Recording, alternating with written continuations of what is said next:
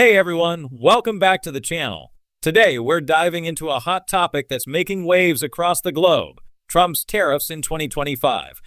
In this video, we'll be breaking down how these tariffs affect trade, prices, and our daily lives. Whether you're a shopper or a business owner, these tariffs are likely to impact you. So sit tight and let's explore the 2025 tariff landscape. On January 31st, 2025, former President Donald Trump made a big move, announcing a series of high tariffs on imports from Canada, Mexico, and China. We're talking about 25% tariffs on goods from Canada and Mexico, and a 10% tariff on Chinese imports. These tariffs are meant to tackle issues like illegal immigration, drug trafficking, and trade imbalances. But what does this mean for the average consumer? Let's watch. And in one case, they're sending massive amounts of fentanyl, killing hundreds of thousands of people a year with the fentanyl. And in the other two cases, they're making it possible for this poison to get in, number one. And number two, we have big deficits, and it's something we're doing. And we'll possibly very substantially increase it or not. We'll see how it is. But it's a lot of money coming to the United States. As you know, we have about a $200 billion deficit with Canada, getting close to $200 billion. They've treated us very unfairly. And I say, why should we be subsidizing Canada? It's wonderful. I have so many friends in Canada. It's a great place. Is there a concession you're looking for, sir? No, we're not looking for a concession. And we'll just see what happens. We'll see what happens. And with Mexico, it's the same thing. We have a $250 billion deficit, and we have a lot of people coming into the border, and now we've largely stopped that, but we've stopped that ourselves. I think they've done a fantastic job. You've seen the numbers, they've dropped to almost zero. But we've suffered under the past administration for years and years. We've suffered with millions of criminals coming into our country. Criminals, people from jails from all over the world. They come through Mexico, and they come through Canada too. A lot of them come through Canada, and a lot of fentanyl comes through Canada, and China makes the fentanyl. China makes the fentanyl, gives it to Mexico, puts it through Canada, puts it through different places, mostly Mexico, but also a lot through Canada. And so all three haven't treated us very well. There are significant. Can I ask you about your meeting with NVIDIA? What did you talk about, and do you think you need to ban more of the chips that they're selling to China? Well, he's a great gentleman, and I hadn't met him. He's the biggest in the world in terms of chips. And I can't say what's going to happen with it. We had a meeting. It was a good meeting. But eventually we're going to put tariffs on chips. We're going to put tariffs on oil and gas. That'll happen fairly soon. I think around the 18th of February. And we're going to put a lot of tariffs on steel. We already have tariffs on steel, and we've saved our steel industry, but that was relatively small compared to what it'll be. But we're going to be putting tariffs on steel and aluminum, and ultimately copper. Copper will take a little bit longer, and that'll happen pretty quickly. It'll mean it'll be a great boost for our steel industry. It'll make our steel industry very strong. If I didn't put the tariffs on years ago on steel, which actually Biden left because there was so much money that they couldn't do anything about it, we would have lost. We wouldn't have one steel mill in this country if I didn't do that. We saved the steel industry. So it was an honor to do it, and I think the people that love me most in the whole world are people that make steel. But we're going to be putting sometime this month, next month, we're going to be putting tariffs on steel and aluminum. And we'll give you an announcement as to what the exact date is. But it'll be a tremendous amount of money for our country, a tremendous amount. These are big numbers. And in addition to that, and you see the power of the tariff. I mean, the tariff is good. And nobody can compete with us because we have by far the biggest piggy bank.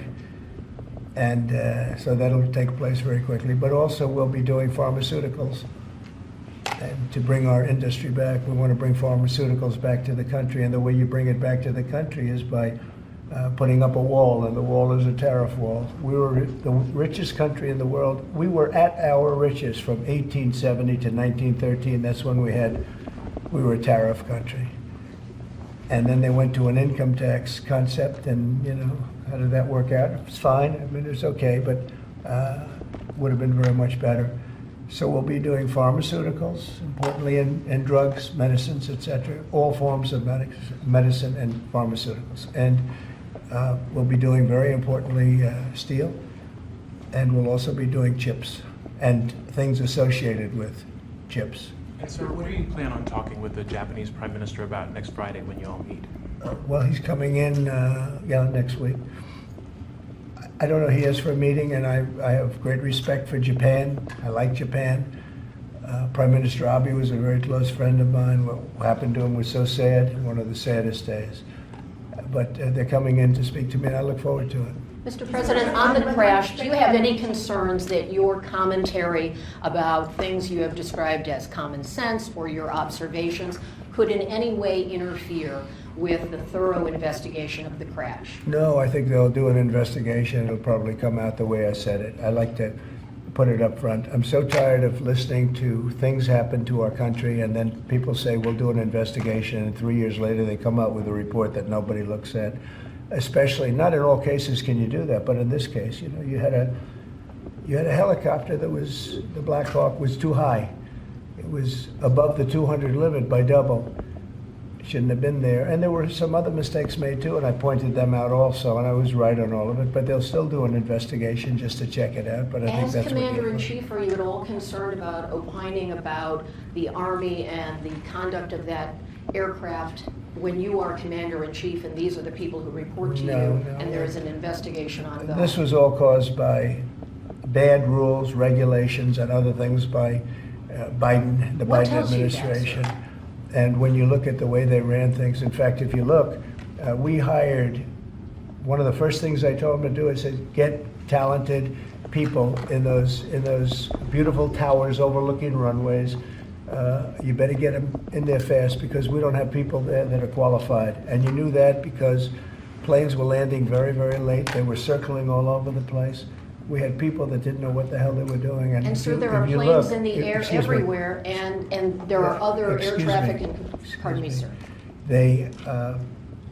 We have to have the best people, the smartest people, the sharpest people as control tower experts. And that's what they have to be. They have to be experts, and they have to be very smart.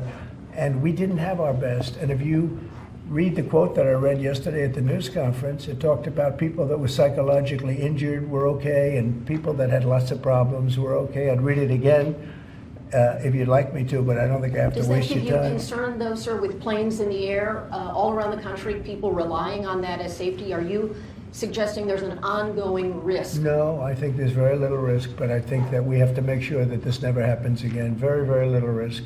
And we're taking actions that this can't happen again. The helicopter, as you know, was out of its zone. Shouldn't have been out of its zone. It was at the same height as the airplane. Now, the airplane was coming down on its track. It was perfect. It was in perfect shape coming down, and something was in its way. You can't let that happen. And it won't be happening again. And this was all because of weak rules in the Biden administration. And we're just not going to let that kind of thing happen again. And again, I could wait and I could, give a report in 2 years like they always do. And sometimes it's obvious. In this case, to me, it was very obvious. And I think I've been proven to be very correct. Yeah. Mr. President, what do you expect from your meeting with Prime Minister Netanyahu next week? I expect a lot of good things. From all meetings, I expect good things. Marco Rubio, as you know, is going to make a tour of various countries in South America. He's going to be meeting in Panama, where Panama's treated us very badly. They gave him, rather foolishly, a thing called the Panama Canal, the most expensive project we ever built, if you look at today's numbers. Most expensive ever built. We lost 38,000 men. In that case, all men, just about all men. 38,000 to the mosquito, to malaria and various other problems that you get from jungles. It was a tremendously costly event. We built the Panama Canal 110 years ago. Think of it, the most expensive development we ever did. And really one of the wonders of the world, one of the great wonders of the world. And we didn't give it to China, we gave it to Panama.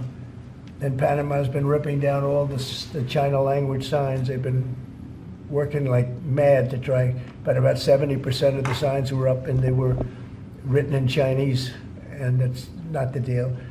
So we're going to take it back. They've already offered to do many things, but we think it's appropriate that we take it back. They've totally violated the agreement. We have an agreement.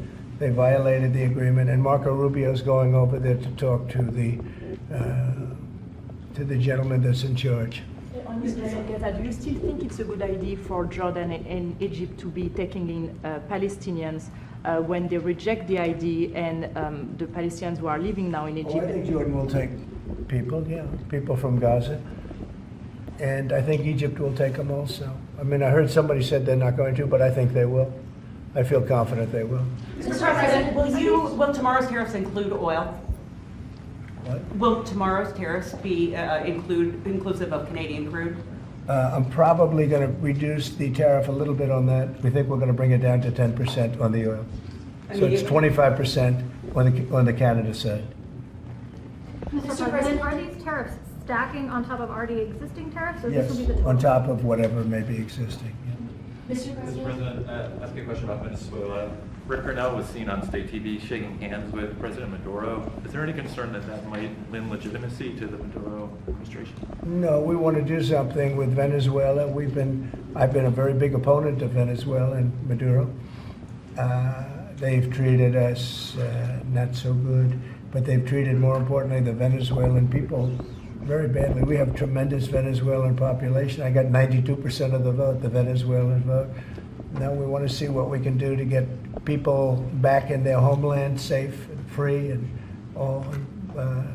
He's meeting with a lot of different people, but we are for the people of Venezuela. We're for the Venezuelan Americans. If you look at it, we have them all in Florida, right around the Doral area. That's really, they call it Little Venezuela, right? And they voted for me close to 100%. So we'll see what we can do to straighten out the situation in Venezuela. Venezuela has been very unfortunate. I was very surprised when I saw that Biden agreed to buy a lot of oil from Venezuela, because Venezuela was just about finished, the dictator. And when that happened, it brought him back to life. You know, Biden went out and they buy millions of barrels of oil. I say, what's that all about? So we're not going to let that stupid stuff happen. So we'll see what happens. We're not happy with Venezuela. We don't like the way they've treated the Venezuelans at all. Mr. President, there have been some warnings or messages that government websites will be shut down this evening to scrub them of DEI content. Can you confirm if that's What's accurate? been shut down? Government websites, will be shut down this evening to scrub them of DEI content. Can you confirm whether that's accurate and if there are any concerns? I don't know. about- It doesn't sound like a bad idea to me. DEI would have ruined our country, and now it's dead. I think DEI is dead. So if they want to scrub the websites, that's okay with me. But I can't tell you. I guess probably certain people handle it certain ways. But I'll tell you who's very happy about it: the military. The real leaders, the real generals in the military, they're very happy about it. Doug is very happy about it. He's got a big group of people that are going to be working for him, really starting right now. He just got signed up, and they're very happy about it. He had a lot of DEI, everybody did, but he has not been a fan. It was really hurting our country badly. It's costing a lot of money too. You see the kind of money we're talking about? Hundreds of millions of dollars for nonsense. Now we have our country back now. Our country is back, and it's a nice thing to say. I've never seen such love. I've never had anything like it. I've never seen anything like it. People are coming up, sir, thank you for bringing our country back. We were losing our country, and I think we're stronger now than we've been in many, many decades. At the Any departure update on your call with Vladimir Putin? Well, we'll be speaking. We'll be speaking, and I think we'll perhaps do something that'll be significant. We want to end that war. That war would have never started if I was president, and we want to end that war. That war is a horrible war. Millions of young people are being killed, mostly on the lines now, mostly soldiers. But the cities have been largely destroyed, many of them. They're like demolition sites. But the soldiers are just shooting at each other. You know, it's a very flat land. I said this the last time, very, very flat land. The only place that a bullet stops is when it hits a person and they're hitting a lot of people, they're hitting a lot of soldiers, but on both sides. You know, I think Russia would probably say close to 800,000, and Ukraine 600,000 or 700,000. And it's just a senseless situation, and it's got to stop. So whatever I can do to stop it, and we are having discussions, yes. Ongoing, already scheduled and ongoing? Have you- Already talking, yes. So you've already spoken to Vladimir Putin I don't want to since? say that, but we are having very serious Is discussions there a reason you about- don't want to? We are, well, I just don't want to say that. We're having very serious discussions about that war, trying to get it ended. With Russia? With Russia, yeah. At the Department of Justice and the FBI, there are a number of high-level people who are being asked to resign or are being told they are going to be fired. Did you specifically request any actions at the Bureau or DOJ with respect to those employees? No, but we have some very bad people over there. It was weaponized at a level that nobody's ever seen before. They came after a lot of people, like me, but they came after a lot of people. No, I wasn't involved in it. I'll have to see what is exactly going on after this is finished. But if they fired some people over there, that's a good thing, because they were very bad. They were very corrupt people, very corrupt, and they hurt our country very badly with the weaponization. They used the Justice Department to go after their political opponent, which in itself is illegal. And obviously it didn't work. Are you going to impose tariff on the European Union? What does that mean? Are you going to impose tariff too on European Union like you are going to do for Mexico and Canada? Well, you're asking me a question, because I'm sure you didn't hear, am I going to impose tariffs on the European Union? Do you want the truthful answer, or should I give you a political answer? Absolutely. Absolutely. Tariffs The European Union has treated us so terribly. You promised Americans to try to reduce costs, and so many of the products Yeah. that would be tariffed, when they come into the country, the outgoing country is not paying the tariff. The buyers in the United States pay that, and then that's passed on to consumers in Right. most instances. Sometimes. How would you expect to have prices come down if you have such a broad plan for tariffs? And what do you say to the voters who want to see you reduce everyday costs? Well, let me just tell you that I got elected for a lot of reasons. Number one was the border. Number two was inflation, because I had almost no inflation. And yet I charged hundreds of billions of dollars of tariffs to countries. And think of it, I had almost no inflation and took in $600 billion of money from other countries. And tariffs don't cause inflation, they cause success. They cause big success. So we're going to have great success. There could be some temporary short-term disruption, and people will understand that. I had that when I negotiated some of the good deals for the farmers. And unfortunately, those deals have been led astray by Biden and his people because they didn't enforce the deals. We have a deal with China, which is phenomenal for the farmers, but there was nobody to enforce it in the Biden administration. They let them get away with murder. So that's another thing we're going to be bringing. Do you accept They the committed, principle wait a of minute, costs they being passed committed to on? buying $50 billion worth of farm product, and they did it when I was president. And as soon as I left, they stopped doing it because there was nobody in Biden to enforce it. But the tariffs are going to make us very rich and very strong, and we're going to treat other countries very fairly. But if you think about it, other countries charge us tariffs. We don't charge them tariffs. And it's about time that that changes. Sir, are you concerned about the market reaction around tariffs? No, no. Tariffs, the word tariff is a very misunderstood word. You've heard me say, I say it kiddingly, but it's one of the most beautiful words in the dictionary. It really is. And we've been taken advantage of because others have charged us VATs. As an example, the European Union charges us 20% plus a VAT tax, called a VAT tax, very similar.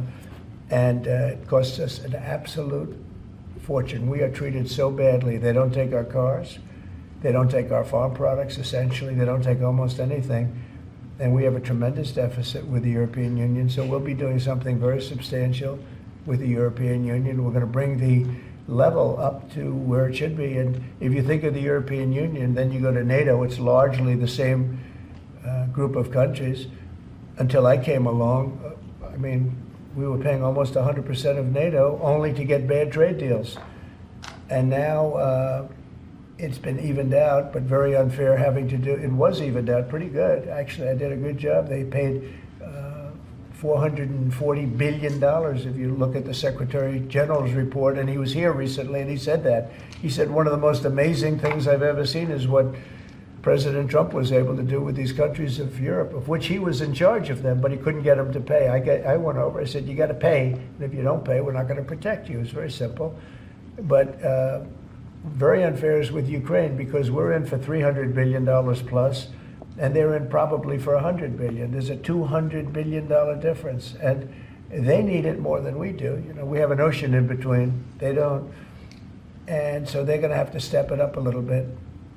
With efforts to reduce the federal workforce, whether it's offering what we've called the buyout package or other efforts, do you have any concerns that there will be employees broadly across the federal government who might take that up? And they're a part of the many different ways that agencies protect the public, from food inspections to water safety to I know, the air but traffic everybody's controllers. replaceable, and we'll get very good people to replace them if it turns out to be more than we thought.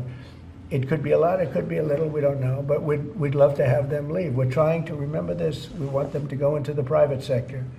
It's our dream to have everybody almost working in the private sector, not in the public sector.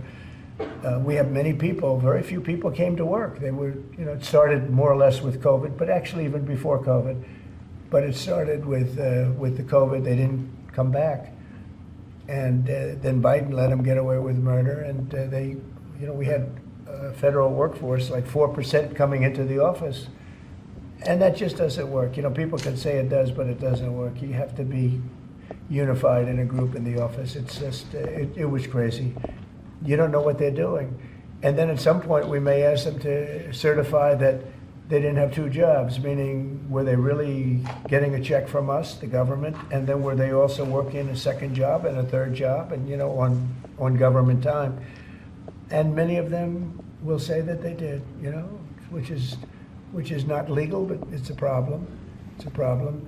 No, we want to get that out. We want to clean it out. You know, people have been trying to reduce federal government now for 40 years, 45 years, and they haven't been able to do it. And this is a way of doing it, I think, very nicely. It's sort of a buyout, too. I think we're treating people very good, but people don't come to the office. They won't have a job starting on that very special date, so we'll see how that works out. I mean, nobody knows how that's going to turn out. Everybody might show up to the office, and maybe a large number won't show up. But if they don't show up, we've accomplished a very serious goal. We're trying to reduce government. Does Mr. Musk or any of those associated with your DOGE effort, do they have any direct access through the government systems to how money is dispersed? No, nothing. No, they are. This has nothing to do also with the federal cutting, you know, with this federal cutting. This is very separate. This is if you don't show up, you don't get paid.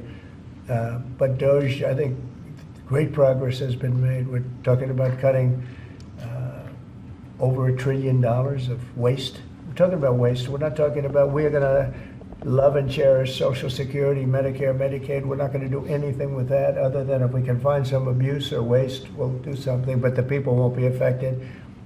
It'll only be more effective and better. And our country, as our country gets richer, the people on Social Security, Medicare, Medicaid, those people are going to be more secure. If Biden had gotten elected, Social Security was going to fail because the country was failing. It was going to fail. The country was going to fail. And therefore, the Social Security, Medicare, Medicaid, and all of the other things that you may get would not be able to be paid.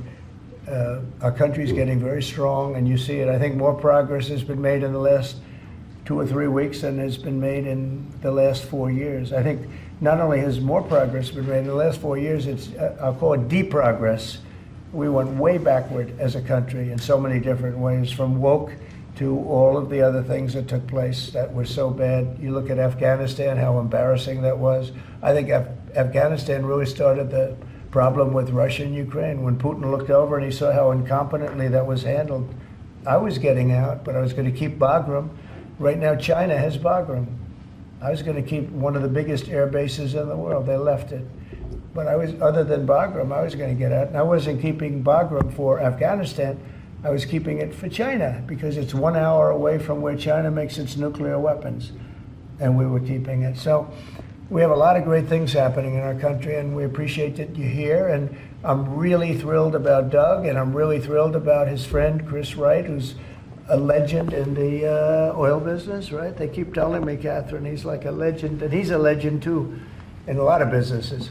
And we have an amazing group of people working with us. There's a man behind me who became a tremendous success. He was not a wealthy man. He didn't start off a wealthy man, and he ended up a wealthy man. And you know, that's a great talent, and he's willing to sacrifice so much and to put it to work for our country. Watch the job he does on the interior, but in particular on really making our country very, very wealthy by utilizing it properly. And at the same time, environmentally, he does it he's very much an environmentalist. He's going to do it very carefully and very painstakingly good. But you just watch what happens. And working with the Department of Energy, where his compatriot, his friend, and also considered the most talented man in the oil business, is the head of the Department of Energy, and they work together. It's almost like a partnership. It really is a partnership.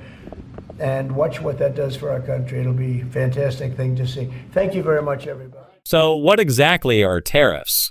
In simple terms, a tariff is a tax on goods coming from other countries. When tariffs are imposed, the prices of those imported goods rise, and often the cost is passed down to consumers. This is where things get interesting. The 2025 tariffs are likely to raise prices on everything from cars to electronics to your favorite foods. For example, cars and electronics, two major industries affected by the new tariffs. If you're looking to buy a new car, the 25% tariff on Canadian and Mexican imports could lead to higher prices for vehicles. Similarly, electronics, many of which are produced in China, will see price hikes due to the 10% tariff. So what's driving all of this? Trump's goal with these tariffs is to push for more American-made products. By making foreign goods more expensive, the idea is that consumers will choose domestic options, which will, in theory, boost U.S. manufacturing.